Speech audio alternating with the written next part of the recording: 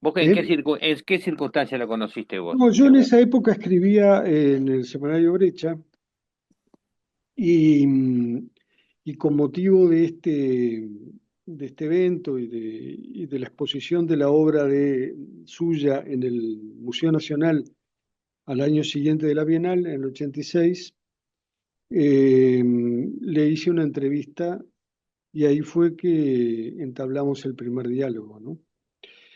Fue una entrevista muy linda, ¿no? Porque él estaba muy atento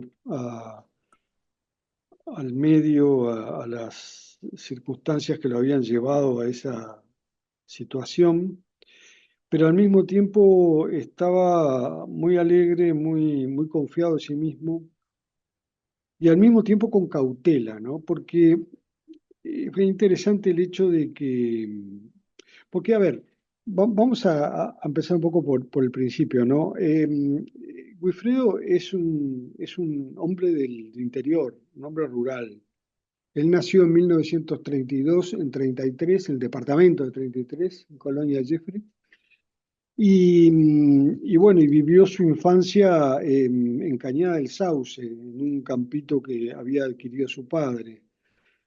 Eran 10 hermanos. De modo que toda esta infancia agraria, digamos, con un contacto directo con la naturaleza, con un diálogo además cotidiano con la naturaleza y con los ciclos, ¿verdad? No solo del día y de la noche, sino de las estaciones, sino también de la vida y la muerte, de los vegetales, de los animales. Él tenía toda esa cultura ya desde la infancia muy arraigada, ¿no? Además de que en la familia era una familia de antiguos artesanos, ¿no? Su abuelo era un artesano del cuero fantástico. De modo que, digo, esta situación también lo pone como ejemplo de lo que fue en los años 50, principios de los 50 y fines de los 40, el, el choque, vamos a decir así, de la cultura rural con la urbana, ¿no? Toda la inmigración que hubo del interior a la capital, que fue el caso de Wilfredo, que llegó a Montevideo en el 55, eh, y que de algún modo tenía que adaptar esa formación muy vital y muy humanista, como él le llama, a las circunstancias de la ciudad, a las circunstancias laborales y también al medio cultural, que en la época de los 50, fines de los 50, estaba en una efervescencia que explotaría en la década siguiente, ¿no? Entonces, esa es un poco la situación en la que él llega a Montevideo.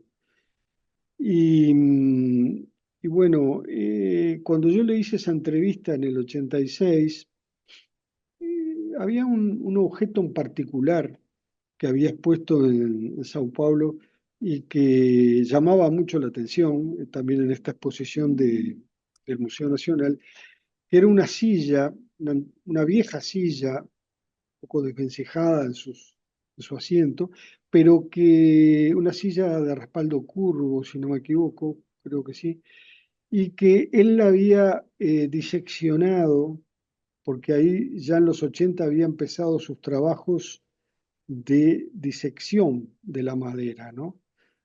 Antes había hecho más que nada esculturas en madera horadada y también cajas, con lo cual se ganó mucho la vida en los 70 con cajas talladas magníficas. Y a fines de los 70 es que logra la bisagra de madera, hacer bisagras con la propia madera con la que está trabajando, sin introducir, por supuesto, esa era su consigna, ningún objeto extraño a la propia madera. Y con este invento, llamémoslo así, de las bisagras, empieza su trabajo de disección en la madera. Él trabaja como un verdadero cirujano. Por eso hemos llamado a la exposición Anatomía de la Madre Madera. Como un cirujano, a partir de cuya operación él logra desdoblar las distintas partes que va cortando de la madera mediante las bisagras.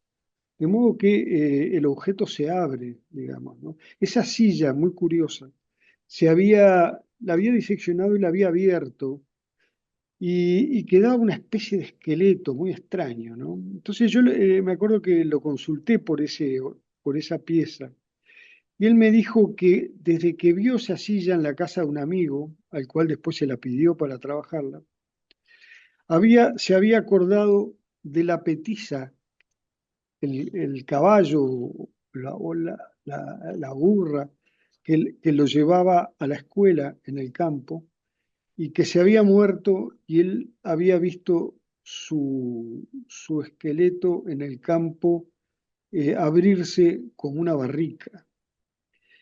Y esa silla de alguna manera respondía a esa memoria escondida que tenía en su infancia, ¿no? Quiere decir que de algún modo toda esa memoria rural ha estado permanentemente trabajando en su obra, ¿no? Y yo creo en eso, en ese sentido, que su obra tiene una importancia, casi diría, sin duda ética, ¿no?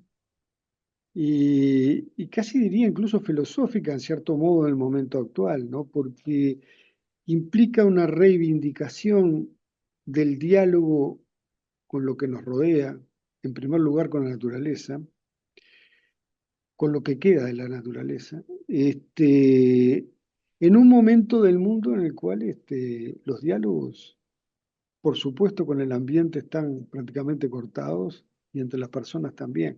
Hay una actitud de él dialógica permanente y de humanidad que creo que respalda filosóficamente a su obra y bueno, y me parece importante destacarlo.